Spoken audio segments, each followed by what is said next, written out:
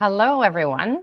We're going to talk in this session about approaches to improving body composition. So in our last talk, we discussed how what body composition is and how to measure it. In this talk, we're gonna say, well, now that we have that information, what do we do with it? We're going to take the Peter Attia approach, and Peter Attia is a well-known physician, podcaster in the area of health science. And he has this simple 4x4 array that he creates when his clients get a DEXA result. He looks at their muscle mass and decides whether it's low on the left or high on the right. And then he looks at their fat mass, decides if they're low or high. And then he slots them into one of these categories. Now, for the purpose of our discussion, no one in this group has high muscle to the extent that we don't have to worry about it. In fact, by virtue of being women in middle age, we must concern ourselves with adding as much muscle as we can to fight the effects of aging on our bodies. So for the purposes of this discussion, we're all on the left side of this. Now, then we look at our fat mass and decide, is it too low? Is it too high? And then we have to consider interventions to address them. Now, everyone, because we're looking to gain muscle mass above and beyond what we already have, are applying ourselves wholeheartedly to our strength training. Independently, we have to consider our fat mass. And if it's low, you may have trouble gaining muscle. And that's a discussion we're going to touch upon in the troubleshooting muscle mass talk at the end. But in most cases, fat mass is either okay or it's a little too high. If it's okay, you probably don't need to do much of anything with respect to manipulating things to adjust your body fat percentage, except if you have visceral adipose tissue. And remember from our discussion that you can't tell how much of that you have just based on your total body fat. Granted, if you're quite lean, like athletically lean, there's almost no chance that you have visceral adipose tissue. But some people with a very average level of total body fat may still have visceral adipose tissue because that's a genetic predisposition, at which point do you start storing visceral adipose tissue? That's something that is genetically determined. So for health reasons, we need to concern ourselves with excess body fat. So I want you to consider interventions like to manipulate your body composition as two dials that are relatively independent, okay? Consider that the black lever is your muscle mass.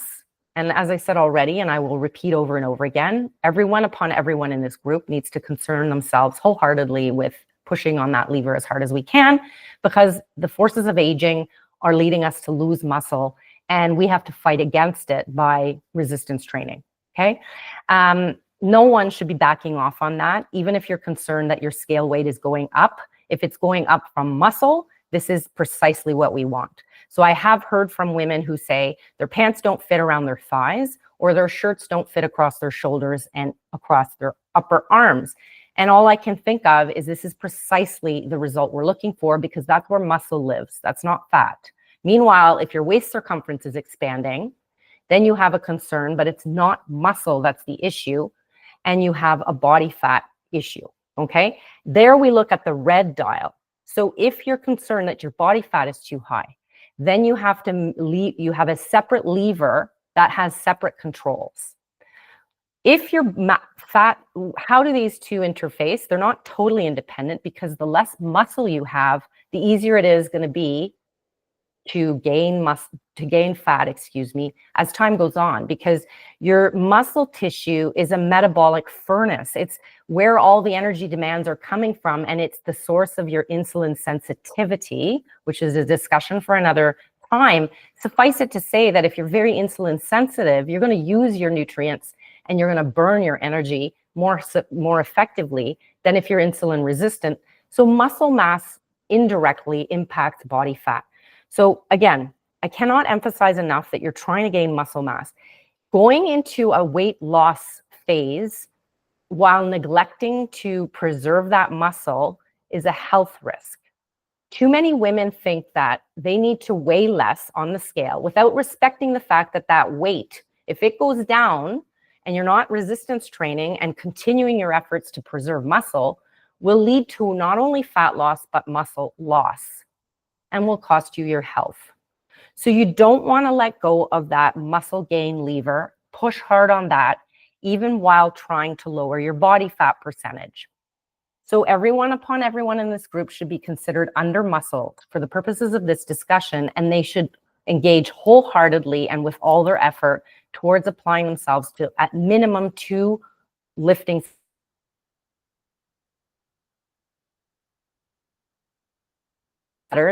is because all the dietary protein in the world by itself won't lead to muscle gain. Okay, you may be hearing things in media circles that eating protein will preserve lean mass. Not if you're not training that muscle.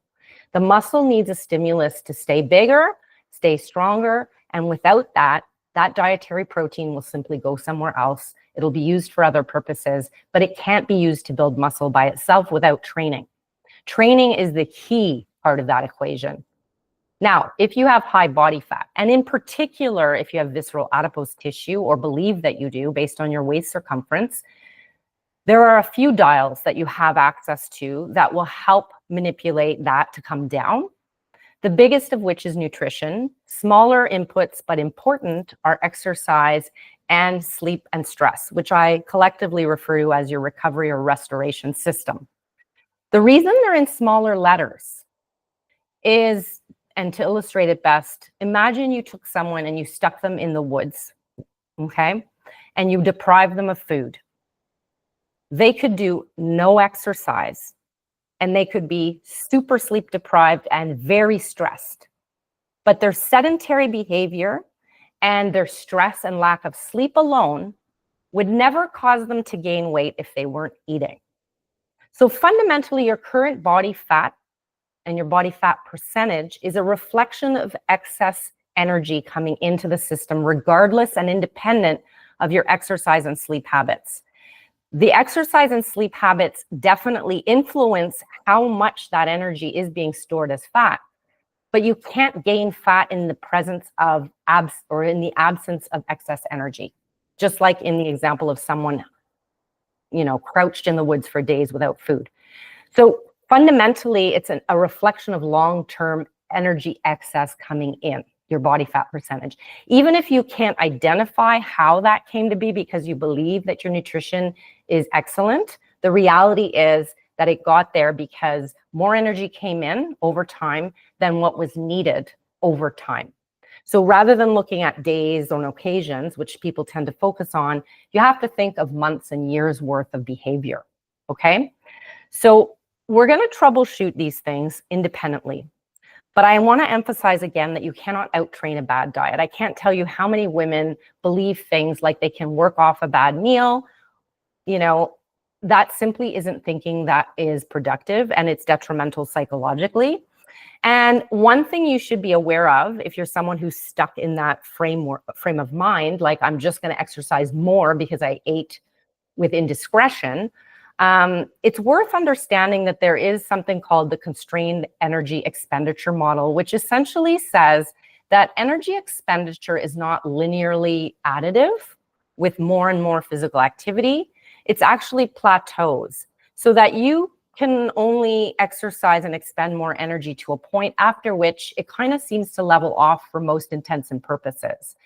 And the model stems from a large body of epidemiologic work in the field where anthropologists and scientists are looking at different populations of people that have vastly different total energy expenditures based on lifestyle. So they look at sedentary populations in North America, people who commute to work in cars and sit at desks all day, compared to like nomadic populations, of which there are very few, but even those who sort of walk around all day and live in villages, in other countries, who clearly, their activity level is something very much apart than in our society. And it, strangely enough, and surprisingly enough, their total daily energy expenditure isn't that much higher than the sedentary populations. And so the postulated mechanism for this is something called the constrained energy expenditure model, whereby rather than thinking that your basal energy expenditure most of which comes from just keeping your body alive, your basal metabolic rate, as well as, incidental movement, day-to-day actions like getting around your house and sort of doing your chores, as well as the energy required to digest your food. That's kind of in the blue here. And people tend to think that the more they exercise, the more their energy expenditure goes up in sort of this linear fashion, so that the more physical activity you do, the more calories you expend, and hence the more you can eat. And that's not a model that works, okay? And the thinking instead is that really what happens is that as deliberate exercise energy goes up, the red, it dips into the basal energy expenditure by the rest of the body. So things tend to cost less energy when you're moving more. So other functions shut down a little bit more. Your NEAT, or your non-exercise activity thermogenesis, subconsciously gets down-regulated. You move less. And then you also take energy away from other functions like immune functions or digestive functions. So it sort of robs from one area to accommodate for the other. So there's no sense trying to use this idea of increasing your exercise to overcome the energy or caloric excess that's coming in through your diet. It's a faulty method to approach fat loss. It also is very, very short-sighted and a vast oversimplification of how the body manages fat loss. Certainly, obviously, in athletic populations who exercise for hours a day, they do bust through this and their energy expenditures are higher. So when they look at Tour de France athletes, there's a different story in this population, but they're not average people, okay? So for the average person, you shouldn't be relying on exercise as a way to balance your caloric scale. Does this mean exercise is useless? A resounding no, okay? For reasons that we're gonna talk about in more detail in troubleshooting fat loss. But it's not getting your balance right that the exercise is useful for. It's improving the way your body uses nutrients and how it decides what your appetite and body fat percentage should be. Active people have those regulatory mechanisms dialed in, and they tend to carry less body fat by virtue of their constitution. So we're going to talk a little more about that in subsequent sessions. Final words. An approach hasn't failed unless you have data to prove it. So very often I have people who say, I'm not gaining muscle, even though I'm adhering to the program. Or I'm not losing fat, even though I've followed your top 10 tips for healthy eating. And the reality is that it's easy to look backwards and based on recall, think that we've been ultra consistent or that we have adhered to everything on a list, when in reality, it's not the case. Human recall is just by nature extremely faulty and not for conscious reasons. Like, we're not trying to trick anyone.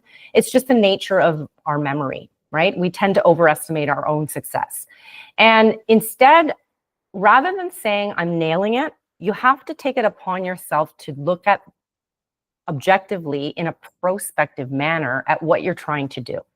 So the way you do that for your muscle gain is to log your workouts. If you don't have a training log of any kind, it doesn't have to be the one I provide, but you have to have some record of your adherence to the training over time.